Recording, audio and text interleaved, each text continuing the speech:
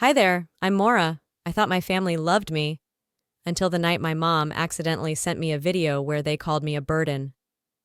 Sitting alone in my little bookstore, hearing their laughter break me from the inside out, I realized some betrayals aren't loud, they're whispered. What kind of family keeps a scorecard instead of a heart? Have you ever felt like the people who should protect you were the ones quietly tearing you apart? Tell me in the comments. The rain clung to the windows like an afterthought, thin ribbons trailing down the glass in slow, deliberate lines. Inside the bookstore cafe, the air smelled of old pages, vanilla syrup, and the dampness Portland nights always carried this time of year. I wiped the counters for the third time, though no one was coming in at this hour. The place was empty, save for me and the silence.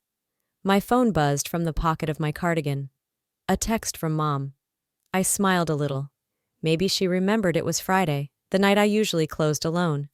Maybe she was checking in, a rare kindness. I dried my hands and unlocked my phone without much thought. It was a video.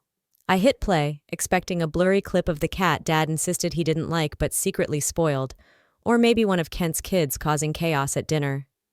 Instead, I heard my mother's voice, crisp and clear over the faint background chatter. "She's nothing but a burden." I blinked. For a second I thought I misheard. Then came the low chuckle, unmistakably my father's, deep and satisfied, like they were toasting a shared joke. Aunt Carlene's laugh followed, sharp and bright, slicing right through me. The room around me tilted, the ground unsteady beneath my feet. I fumbled the phone, it slipped through my fingers and hit the tile with a soft thud, screen flashing once before settling into stillness. I pressed the heels of my hands against the edge of the counter to steady myself, but the words kept playing on a loop in my head. Burden, a burden. The warmth in the room drained away, leaving only the sound of rain and my own shallow breathing. Every memory unraveled at once. The overtime shifts I picked up to cover their medical bills, the holidays I spent alone while wiring money for emergencies, the birthdays where my gift was being told how proud they were to have a daughter who never complained. A new thought slithered into the space left by my broken trust. Something didn't sit right. Why would she send that to me? Unless... I picked the phone up, ignoring the thin crack that now split the corner of the screen. Opening our family group chat, I scrolled back. A few generic memes, a blurry Thanksgiving photo, then, hidden a few layers deep, something I wasn't supposed to find. A spreadsheet. Rows and rows meticulously organized, rent payments, car repairs, holiday gifts, grocery runs, all listed under my name, like I was a department budget, not a daughter. Next to each entry, neat columns labeled expected, received, and still owed. My stomach twisted violently. It wasn't just that they mocked me, it was that they planned me, calculated me. They didn't just take, they tallied. For the first time in my life, I understood that love, at least in this house, had always come with an invoice. And somehow, somewhere along the way, I had signed without reading the fine print. I stared out into the misty street, where the lamplights blurred into smudges against the fog. Somewhere far off, a siren wailed, the city moving on, indifferent to the small heartbreak unfolding in a shuttered bookstore. Without thinking, I deleted the chat notification, closed the group thread, turned the screen black. That night, I learned my name wasn't Mora. It was Balance Due. The ceiling above me blurred into a swirling haze of white and gray. The rain outside hadn't stopped since dawn, hammering the windows like a drummer who didn't know when to quit. My body ached in ways I hadn't expected after the surgery, dull and relentless.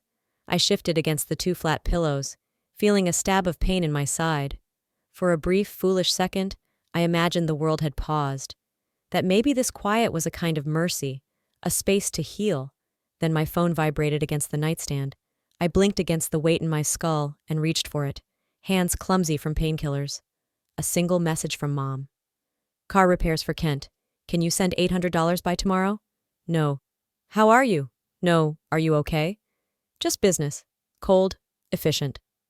I stared at the screen, the glow cutting through the dimness like a scalpel. A cold burn bloomed in my chest, radiating outward until it pressed against my ribs, my throat, the corners of my eyes. Not even a pretense of care. The phone slipped from my fingers, landing somewhere on the carpet. I didn't bother picking it up. I couldn't decide which hurt more, the stitches pulling at my skin, or the familiar twist in my heart that I had trained myself to ignore for so long. Hours later, when the world had folded into a deeper darkness, another buzz dragged me halfway out of sleep. A second message, not from Mom. Kent. A text, clearly meant for someone else. LOL, she's still doped up from surgery, but I guilted her for the cash anyway. Easy. I closed my eyes. Let the words carve themselves into the softest parts of me. It hadn't been ignorance. It had been sport. My stomach heaved, a deep physical revolt against the truth I had swallowed one too many times. I stumbled to the bathroom, retching into the sink, shaking so hard my hands left wet, trembling prints against the porcelain. They knew. They always knew. And they didn't care. Lying back down felt like laying my body across a battlefield. Every joint ached, every breath a scrape against bruised ribs. Memories flickered across the backs of my eyes, covering Kent's tuition when he flunked out, maxing out my credit cards to keep the lights on at their house, working double shifts while they threw 4th of July barbecues without me. The ledger in my heart grew heavier, each line item bleeding into the next until I couldn't tell hurt from rage anymore. Had I ever been anything more than an emergency fund they kept breathing? The rain outside thickened into a steady roar, as if the sky itself was trying to drown out my thoughts. I pulled the blanket tighter around me, my stitches pulling with the motion, sharp and insistent. They had ignored my pain. Maybe it was time I started ignoring their demands. The rain had closed the bookstore earlier than I planned, customers disappearing under umbrellas and heavy jackets long before sunset. I stood at the register for a while after locking the door, the kind of stillness that feels heavier than noise. It was my birthday, 38 years old. I bought myself a cupcake from the corner bakery on the way home. It was the only one left in the case, slightly smashed at the edges. I told the cashier it didn't matter. It was just for me, after all. No candles, no song, no expectations. Back at the apartment, I placed the cupcake on the coffee table, lit a single tea light nearby, and listened to the soft spatter of rain against the windows. I checked my phone, half hoping for something I couldn't name. One message blinked back at me. From Mom. Happy birthday, sweetie. Busy with Kent's party. Hope you understand. Love you. I stared at the screen until the words blurred into meaningless shapes. No call, no knock at my door, just a text squeezed between celebration and obligation. Curiosity, or maybe masochism, pushed me to open social media. There they were, photos of Kent standing in front of a cake big enough to feed an army, streamers hanging from the ceiling, family members grinning arm in arm. My birthday, their party. I didn't cry. Not right away. I swallowed the lump in my throat so hard it burned, but the tears stayed stubbornly behind my eyes, like they knew there wasn't any point. 3 days later, a low bank notification appeared on my phone. Overdraft alert.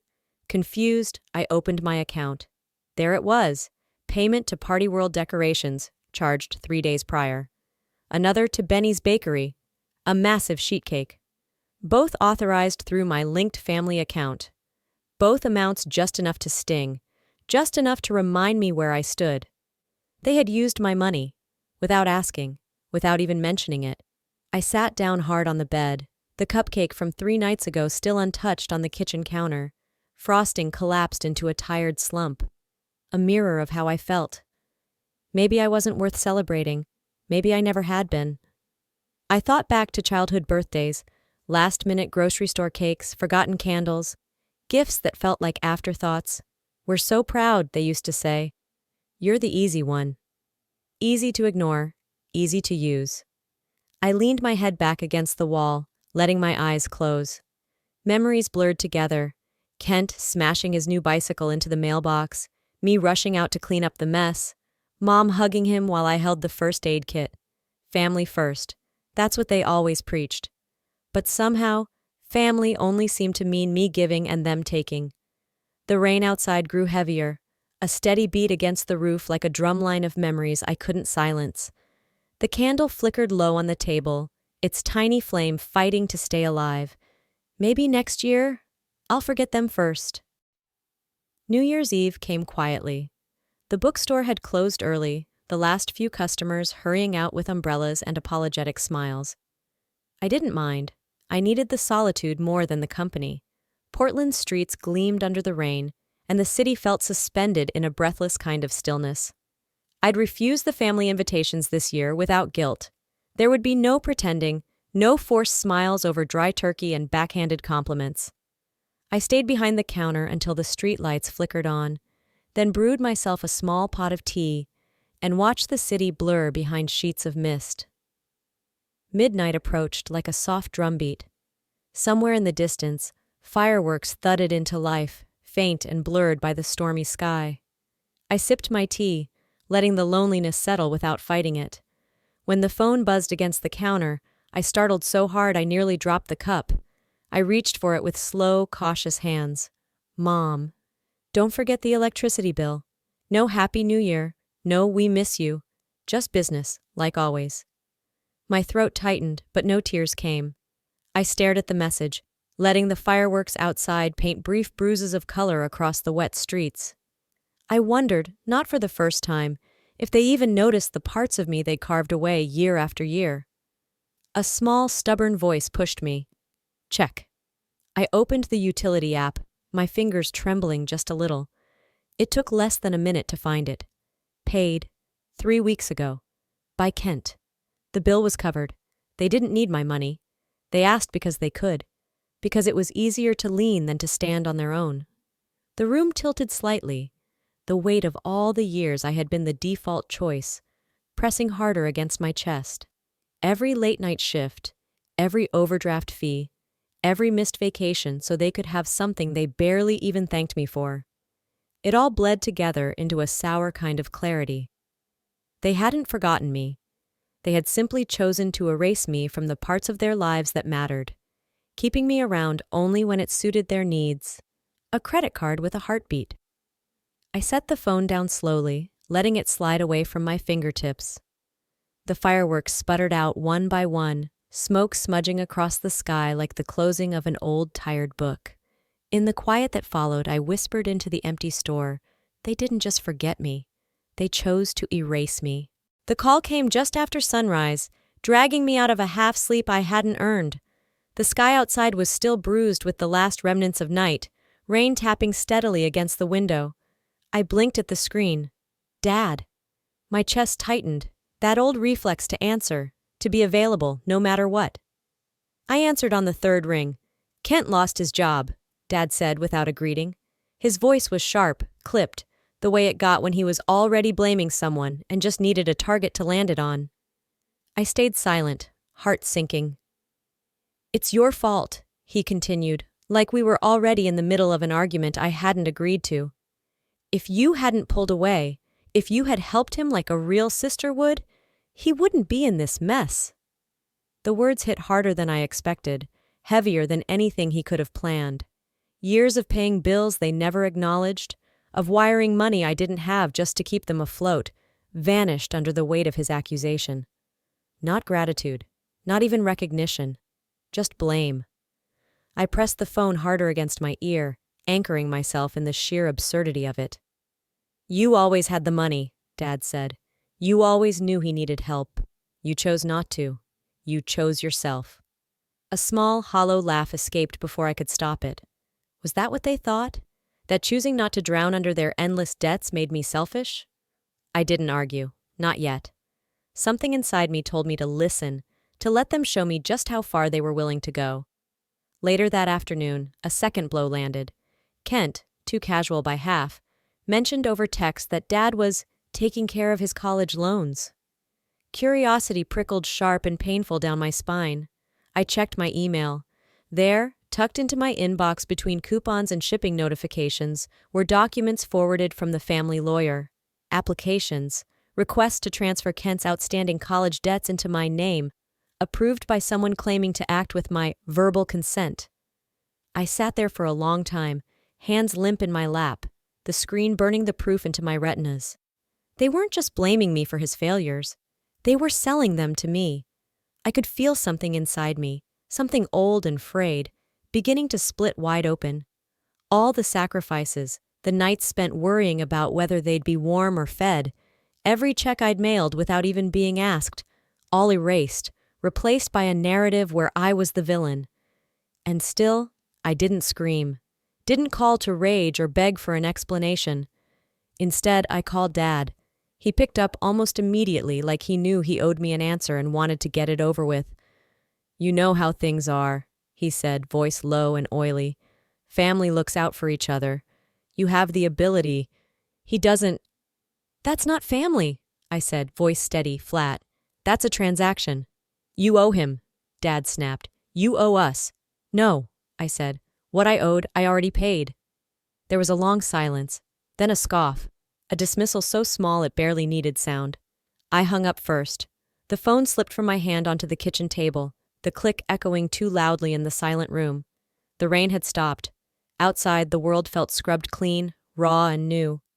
I pressed my palm flat against the table, grounding myself. The next debt they try to give me will cost them more than they can afford. The morning rain was softer, a whispering mist that barely kissed the windows. Inside the store, it was warm and still, and for a rare moment, I let myself believe the worst was behind me. I stacked books along the aisles, lined up old editions on the front display, humming low under my breath. There was a fragile kind of peace in the monotony, the way repetition numbed the noise in my head. Maybe things would stay quiet. Maybe they'd just drift away. The bell above the door chimed. I turned, expecting a customer, maybe even welcoming the distraction. It was Aunt Carleen, a to-go cup of coffee in each hand, a bright, painted smile stretched tight across her face. "Thought you could use a pick-me-up," she chirped, setting the cup on the counter. I forced a polite smile, masking the instinct to flinch. Carleen hadn't been around much during the last few months, which used to feel like an absence I mourned. Now it felt like one more puzzle piece falling into place. She chatted about the weather, about her new quilting group, about anything except what mattered. Her words rolled over me like static, and I nodded in the right places, letting her fill the silence. "Family is messy," she said finally, wrapping her hands around her own cup. "You know that. We all say things we don't mean. We all make mistakes." Her voice softened in that practiced way people used when they needed something from you but wanted you to feel like it was your idea. "You should come by," she added, squeezing my wrist gently. "They miss you." I nodded again, a movement so slight it was almost invisible. She left after 20 minutes, the scent of her floral perfume lingering like a stain on the air. It wasn't until later that evening, when the cafe was dark and the shelves were silent, that the truth found me. I was restocking the front counter when two regulars walked by outside, their conversation just loud enough to carry through the cracked door. "Did you hear about Mora? Left her parents high and dry, so selfish." "Yeah, Carleen said it's heartbreaking, after everything they did for her." The words slammed into me harder than I could brace for. I closed the door quietly, locking it with hands that barely shook. So this was it, the final cut. Carleen hadn't come to mend anything. She had come to spy, to gather ammunition, to keep her seat at their crumbling table. She wasn't the bridge between us. She was the weapon. Memories tangled in my mind, birthday cards she'd sent, secret notes she'd whispered when I was a lonely teenager. Promises that she was different. All of it now. A lie wrapped in warmth. I stood in the darkened shop, the only light coming from the faint neon glow of the bookstore sign outside. The walls, the shelves, the books. They were the only witnesses to the quiet unraveling inside me. No more rationalizations, no more telling myself they didn't mean it, that deep down, they loved me. Love didn't look like this. I moved to the door and turned the lock with a final echoing click. Let them knock. I wouldn't answer anymore. The voicemail blinked on my screen just past noon. I almost didn't check it. Another spam call, I thought, or maybe a reminder about an overdue library book. The kind of small interruption that didn't warrant attention. But something about it tugged at me, sharp and insistent. "This is Jenna from Rosewood Bank," the voice said. "We're just following up on the flagged personal loan application under your account. Please return our call at your earliest convenience." I listened twice, my fingers tightening around the phone until my knuckles ached. I hadn't applied for a loan. The walk to the bank was a blur, the rain a steady mist that soaked through my coat and into my bones. Inside, the building smelled sterile and faintly metallic, like old coins and new regrets.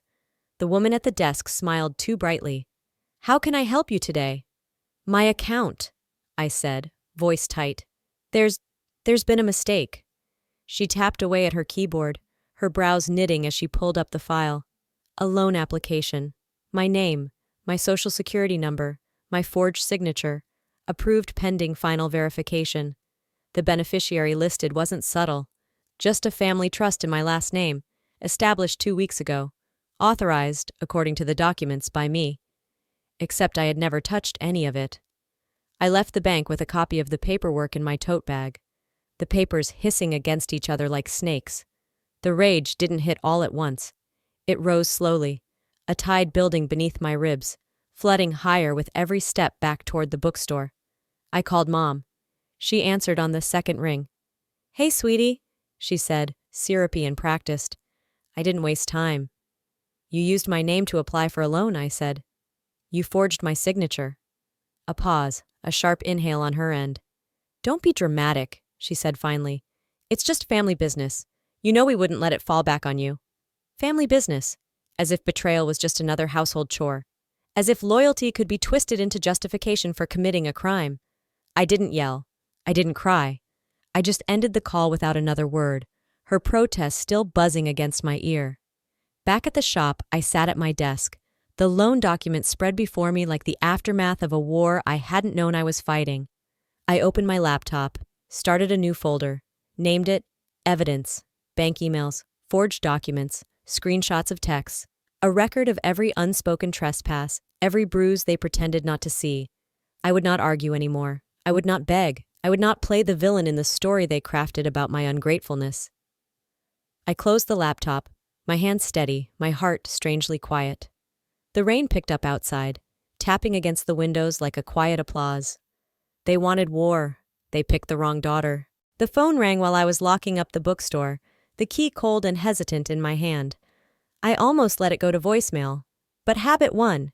Habit, and some part of me that still hadn't learned the difference between duty and desire. It was Mom. "We need to talk," she said, and I knew, before she even finished the sentence, that it wouldn't be a conversation. It would be a performance. I drove to her house in silence, windshield wipers thudding against a rain-slicked world. The porch light was on, the same one that used to guide me home from childhood sleepovers. Now it looked like an interrogation lamp. Inside, everything smelled like old coffee and lavender air freshener. Fake, overwhelming. We sat across from each other at the kitchen table. The tension hung so thick I could almost chew it. "You've changed," Mom began, voice soft, almost mournful. "You're not the daughter I raised." I stayed silent. "You owe us," she continued, each word slow and deliberate. "Your life, your success, your comfort. Without us, where would you be?" The words wrapped around my throat like invisible chains. "A good daughter sacrifices," she said. "A good daughter doesn't keep score. She gives because family comes first." I could feel the heat rising under my skin, my heart thudding painfully against my ribs. She reached into a folder and slid a document across the table.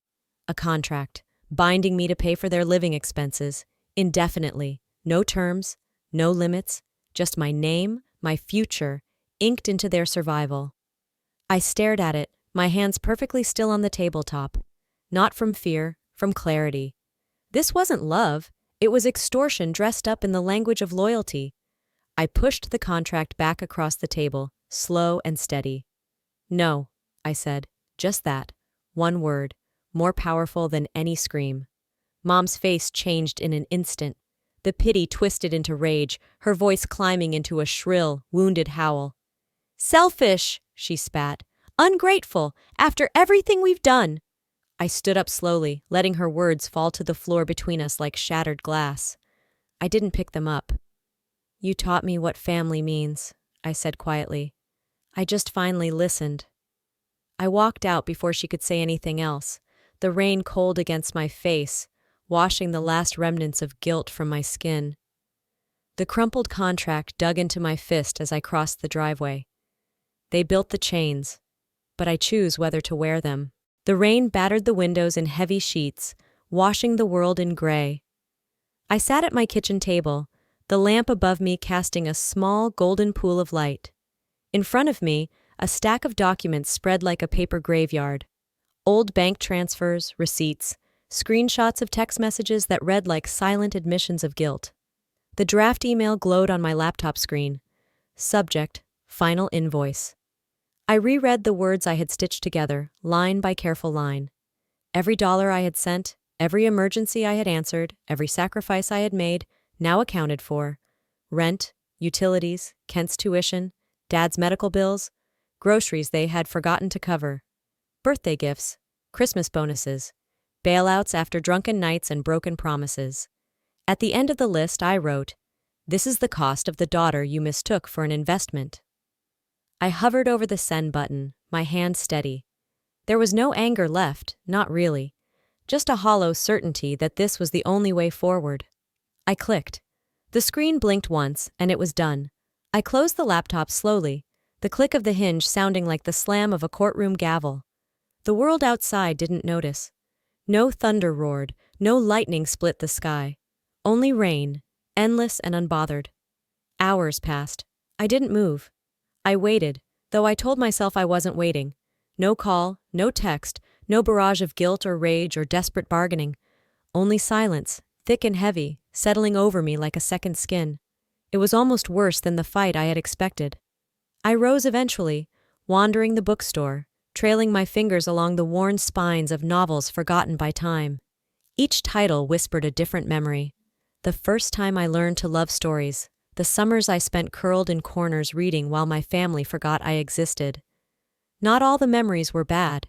Some were soft, fragile things, like the moments before a wound blooms purple under the skin. I had loved them, freely, wildly, recklessly. And they had loved what I could give. There was a difference. The realization didn't sting the way I thought it might. It settled inside me like a quiet truth I could finally stop running from. I stood at the front door of the bookstore, the key cool in my palm, the city beyond blurred and shimmering under the relentless rain. I would carry scars, yes, but they would no longer anchor me to the people who had put them there.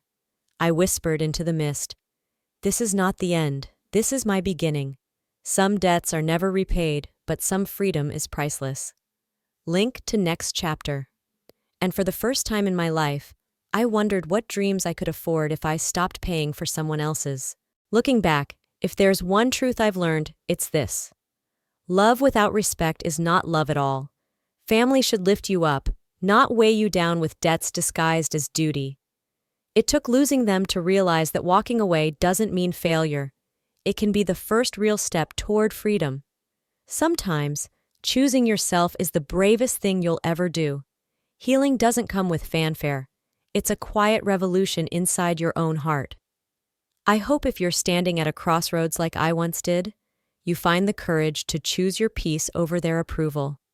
What about you? Have you ever had to walk away from something that was supposed to be home? I'd love to hear your story. If this video touched your heart, please leave a comment with the number 1 or let me know where you're watching from. If you didn't connect with it, tell me why. I'm here to listen. And if you want to follow more stories that heal, challenge, and inspire, don't forget to subscribe to the channel. Your journey matters here.